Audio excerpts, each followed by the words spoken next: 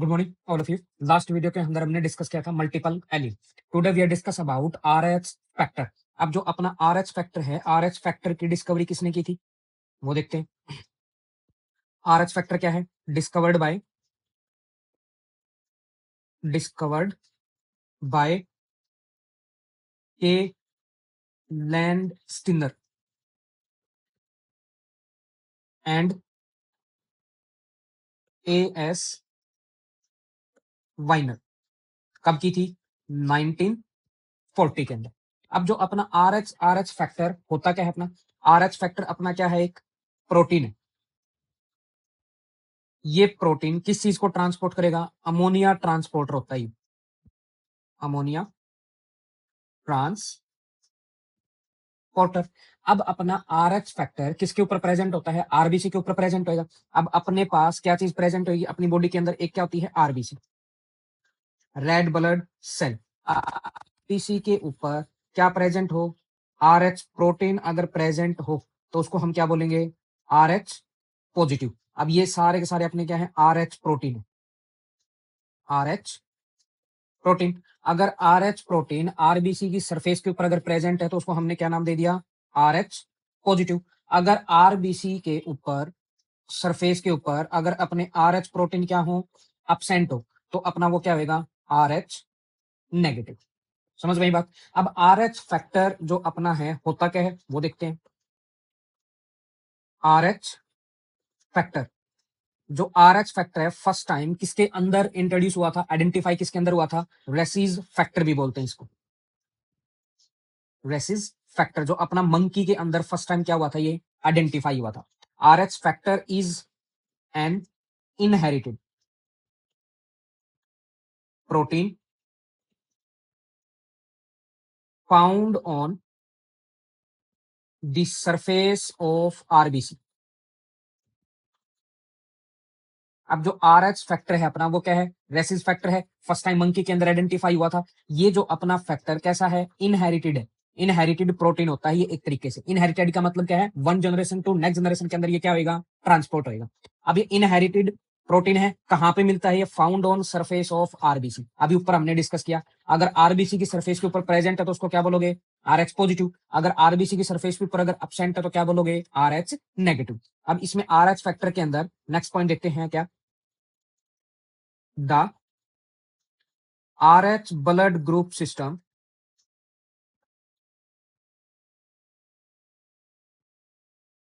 is one of the 35 known human blood group system। अब जो अपना आरएच क्या है? अपना एक ब्लड ग्रुप सिस्टम है किसके अंदर? ह्यूमन के अंदर। अब ह्यूमन के अंदर टोटल कितने सिस्टम आज के टाइम प्रेजेंट है? 35। अब 35 सिस्टम में से एक सिस्टम कौन सा है? आरएच ब्लड ग्रुप सिस्टम भी होता है। समझ में आई? नेक्स्ट पॉइंट क्या होगा इसका वो देखते हैं। आफ्टर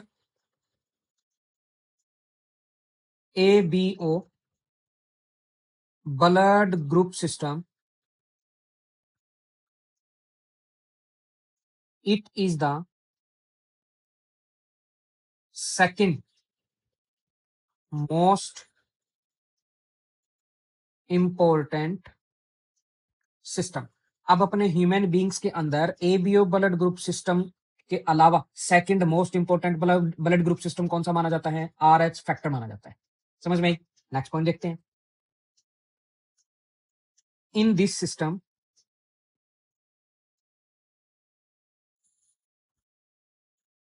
इट इज, डायरेक्टली लिखना, in this system 50 antigen are present. अब जो अपना आरएच फैक्टर सिस्टम है उसके अंदर कितने एंटीजन प्रेजेंट होते हैं? 50 एंटीजन प्रेजेंट होंगे। 50 एंटीजन में से 5 एंटीजन क्या होते हैं अपने पास? मोस्ट इंपोर्टेंट एंटीजन माने जाते हैं। 5 एंटीजन्स आर इंपोर्टेंट। समझ भाई बात? अब ये 5 एंटीजन आरएच के ऊपर कौन कौन से हैं वो देखते हैं। एक तो क्या होएगा? Capital C. सेकंड क्या होएगा? Small C. Capital D. Capital E. Small E. ये 5 एंटीजन क्या होते हैं, प्रेजेंट होते हैं। तो ये स्मॉल सी है ये वाला। ये 5 एंटीजन क्या होंगे, प्रेजेंट होते हैं अपने किसके ऊपर, इंपॉर्टेंट माने जाते हैं किसमें, आरएच फैक्टर के अंदर। अब आरएच फैक्टर के अंदर टोटल एंटीजन कितनी है, 50। 50 में से 5 क्या है, मोस्ट इंपॉर्टेंट। और इन 5 में से हद से ज्यादा जिसकी वजह से जो आरएच नेगेटिव और पॉजिटिव होता है वो कौन सा होता है, अपना डी एंटीजन होता है। अगर अपनी बॉडी के अंदर क्या हो, if D antigen present on RBC, अगर आरबीसी के ऊपर डी एंटीजन प्रेजेंट होएगा तो वो क्या होएगा, अपना आरएच पॉजिटिव हो जाएगा। अगर डी एंटीजन अगर क्या हो, absent हो, एब्सेंट ऑन आरबीसी, तो वो क्या होएगा, अपना आरएच नेगेटिव होएगा। समझ में आई बात। अब जो अपना आरएच फैक्टर है, आरएच फैक्टर को कितने एलील कंट्रोल करते हैं, RH factor controlled by 8 allele. RH factor को कितने एलील कंट्रोल करेंगे, 8 एलील इसको क्या करते हैं, कंट्रोल करते हैं। अब इन 8 एलील्स की अलग अलग क्या है, डेफिनेशंस दी है अलग अलग साइंटिस्ट ने। अब वो 8 एलील अपना फर्स्ट आता है, एक हाइपोथेसिस आती है जिसको बोलोगे आप वाइनियर हाइपोथेसिस, वाइनियर हाइपोथेसिस। अब इस साइंटिस्ट ने 8 एलील के बारे में क्या हाइपोथेसिस दी है वो देखते हैं। अब इसने क्या बताया, जो जितने भी 8 एलील अपने आरएच फैक्टर को कंट्रोल कर रहे हैं वो अपने कहां से होंगे, 8 allele belongs to same locus, so it is non, या इट इज एन लिख देना चाहिए, it is an example of multiple allele. अब वाइनर ने क्या बताया कि जितने भी अपने पास 8 एलील हैं, अब 8 एलील की जो लोकेशन क्या होगी, सेम होगी। लोकेशन के बेसिस पे इसने इन 8 एलील को क्या नाम दे दिया, मल्टीपल एलील का क्या माना है, एग्जाम्पल माना है।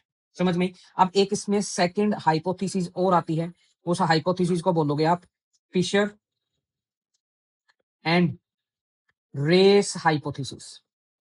अब फिशर और रेस ने इन 8 एलील के बारे में क्या बताया है वो देखते हैं। 8 alleles belongs to 3 different location, so they are the example of pseudo allele। अब इसने फिशर और रेस ने क्या बताया, जो अपने 8 एलील हैं आरएच फैक्टर को कंट्रोल करने वाले, अब इनके अकॉर्डिंग इनकी 3 डिफरेंट लोकेशन क्या होंगी, प्रेजेंट होंगी। 3 डिफरेंट लोकेशन पे ये 8 एलील अपने क्या होंगे, प्रेजेंट होंगे। अगर तीनों की 3 डिफरेंट डिफरेंट लोकेशन है तो इसने इसको क्या नाम दिया, शूडो एलील का नाम दिया है। समझ में आई बात। अगर हमने शॉर्ट वे में अगर इसको डिस्कस करना है, अब जैसे अपने पास लास्ट वीडियो के अंदर हमने डिस्कस किया था, उसमें मल्टीपल एलील के अंदर कितने जीनोटाइप बनेंगे वो निकालने का अपना एक ही फॉर्मूला था, कौन सा, एन, n+1 डिवाइड बाय 2। अब यहाँ पे n का मतलब क्या था, नंबर ऑफ मल्टीपल एलील्स। अब अपने पास कितने एलील है, 8 एलील है, 8+1 डिवाइड बाय 2 तो कितने आएंगे, 8 इंटू 9 डिवाइड बाय 2 तो 72 डिवाइड बाय 2, तो टोटल कितने जीनोटाइप बनेंगे इसके अंदर, 36 जीनोटाइप बनेंगे। समझ में आई बात। अब अपने पास 2 डेफिनेशन याद रखनी इसके अकॉर्डिंग। एक तो अपने पास क्या होएगा, अगर कोई भी एलील है अगर उनकी सेम क्या हो, लोकेशन हो, और सेम ही क्या हो, फंक्शन हो, सेम लोकेशन सेम फंक्शन, उसको हमने क्या बोल रहे थे, मल्टीपल एलील बोल रहे थे। ये बात याद रखनी, मल्टीपल एलील्स। अब ये भी किसने बताया था, वाइनर ने बता दिया था कि मल्टीपल एलील माना था इसने, आरएच फैक्टर के एलील को 8 एलील इसको कंट्रोल कर रहे थे उस चीज को। अब इसी के अंदर अब अपना सेकंड डेफिनेशन क्या थी, सुडो एलील। अब सुडो एलील के अंदर क्या था, उसने लोकेशन तो क्या बताई है, डिफरेंट, डिफरेंट लोकेशन। अगर लोकेशन डिफरेंट बट फंक्शन क्या है, सेम है, सेम फंक्शन, तो उसने इसको क्या नाम दिया, सुडो एलील्स। ये दोनों चीजें याद रखनी अपने किसके अंदर, RH फैक्टर के अंदर सूडो एलील और मल्टीपल एलील। मल्टीपल एलील किसने माना था इसको? वाइनर ने। और सूडो एलील किसने बताया है? फिशर और रेस हाइपोथेसिस के अंदर। अगर 8 एलील RH फैक्टर को कंट्रोल करेंगे तो इसके मैक्सिमम जीनोटाइप कितने बनेंगे? 36। समझ में? ये था अपना एक छोटा हार्ट टॉपिक जिसको बोल रहे थे हम RH factor. Thank you all of you.